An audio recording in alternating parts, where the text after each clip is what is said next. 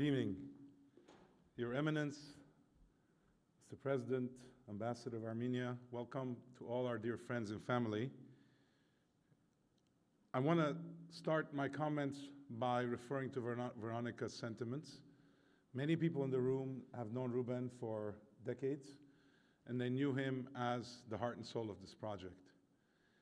It's been a very painful experience for us and Armenians, particularly in the diaspora, to see a brother of ours imprisoned for his beliefs and for his humanitarian activity. I want to call on the President and the Ambassador and all of our colleagues in the Armenian government to prioritize seeking the release of not only Ruben, but also all the other political prisoners. I appreciate the bind that the Armenian government's in, surrounded by essentially hostile governments, constantly under pressure for their mere existence. Nevertheless, in the face of that kind of atrocity threat, they, like the humanitarians we're honoring tonight, have to stand up for what's right. Ultimately, seeking peace at the expense of justice guarantees neither peace nor justice.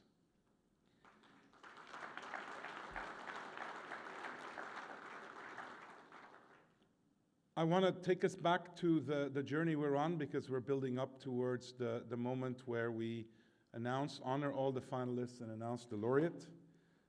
Indeed, as you've heard many times tonight, this is a project rooted in the spirit of gratitude and action. Gratitude was instilled in all of us, descendants of the Armenian genocide.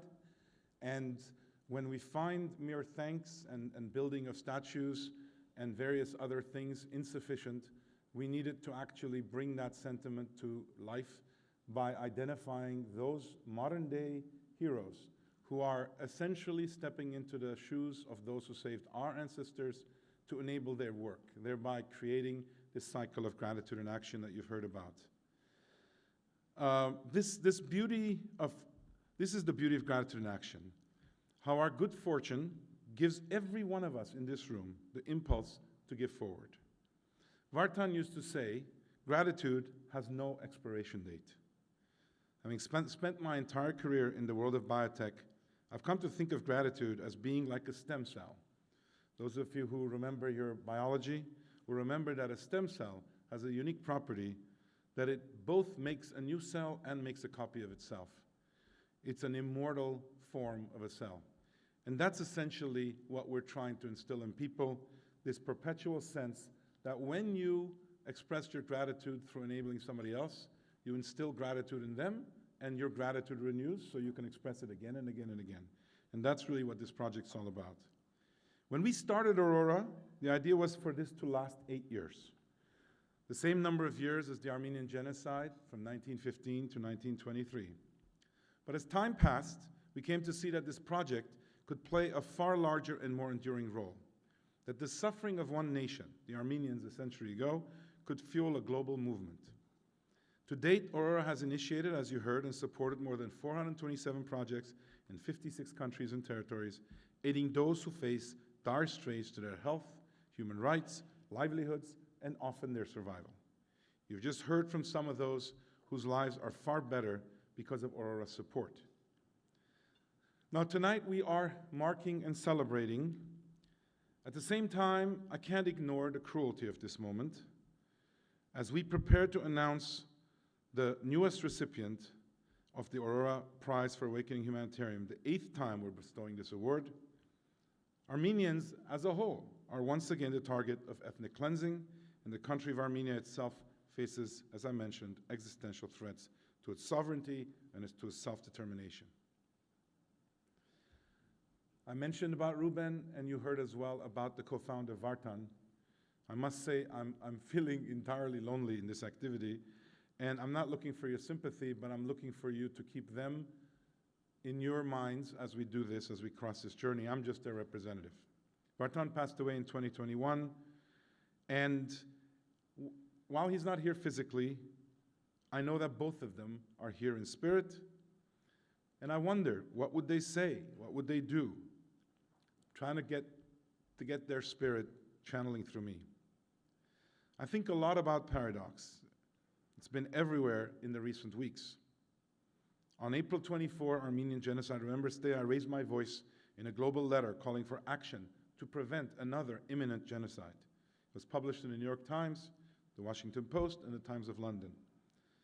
But at the same time, while preparing for tonight, I've been reminded again and again of the immense good in the world, the courage, the selflessness of our modern-day heroes. You heard all about that throughout today. The power of their work, both now and into the future. Anger and outrage, awe and inspiration. These are two very different mindsets, and yet there's a common thread. The Armenian genocide is often called the forgotten genocide, and today Armenia stands at the same brink of being forgotten again. But it's not just Armenia. In this time of polycrisis, many of the world's greatest crises go unnoticed or ignored. People get overwhelmed. Empathy turns off. There's a name for this phenomenon. It's called psychic numbing. And while it's understandable, it's just not okay. Which is a big reason we designed Aurora to operate as it does. This year's 3 Aurora humanitarians work in Bahrain, the Democratic Republic of Congo, and Iran, all of which are in the midst of humanitarian crises, but none of which rank high on the world's collective radar. Aurora stands for the forgotten. Aurora stands for the forgotten. It's in our DNA. Forgotten people, forgotten crises, forgotten genocides. We know what it's like to be forgotten. We know the scars it leaves. And we stand in solidarity with all people who experience this today. We also know the extraordinary power of heroic individuals. Those who survived the Armenian genocide were not rescued by governments or NGOs, but just other human beings. It's in that spirit that the Aurora Prize goes to individuals, to modern-day heroes whose work can have vast ripple effects. We believe on-the-ground leaders are best equipped to know where investment will yield the greatest impact. They are the experts here, which is why only a portion of the $1 million Aurora Prize funds the laureates' work directly, and the majority share of the prize is designated by the laureates to fund grassroots activities of their choosing. As we often say, we are all about putting the human back into humanitarian. Now, as some of you may remember, Vartan always recited this quote from Bertolt Brecht's Galileo: "Cursed be the land that needs heroes." But he would always continue to say, you know, given human nature, I'm afraid we're always going to need these heroes. Tragically, recent history continues to bear this out. The need for modern-day heroes has never been greater. With your help, we will keep their numbers growing and expand Aurora's impact exponentially. As I mentioned this morning at the conference, I've increasingly come to think that humanitarians as a network are the most appropriate vaccine against the infection of evil that seems to be spreading across the world. I can't think beyond that notion, but that's what I think. Again, let me express, to close, my heartfelt gratitude to partners, to sponsors and donors for supporting Aurora's mission and programs, specifically this year's events in Los Angeles. I want to thank Eric, the co-chair of this event, who's done a tremendous job, and his team. Thank you, Eric. I want to thank UCLA. I'm kind of feeling like a temporary Bruin before I go back to Boston. I want to thank the Milken Institute. Many of you will not know that Michael Milken also has a long-standing relationship with Ruben. In fact, I first met him through Ruben. I didn't meet him through an American contact. I met him in Moscow through Ruben. And so Ruben meant a lot to a lot of us, and it really means a lot to me, Michael, that you're here tonight. There's a lot more people I want to thank. I hope you feel the impact of your gratitude and action, and that you'll join us in the years ahead to keep the impact growing. Thank you so much.